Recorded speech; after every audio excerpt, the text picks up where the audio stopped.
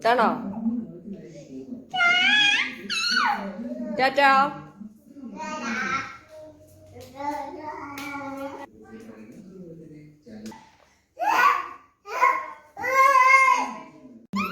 എന്ത് കേട്ടെ?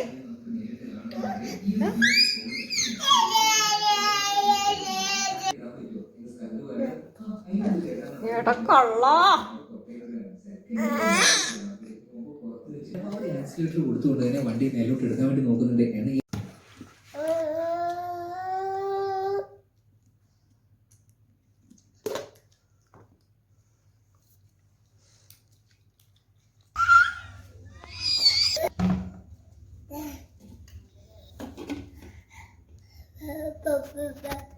ടാറ്റാ.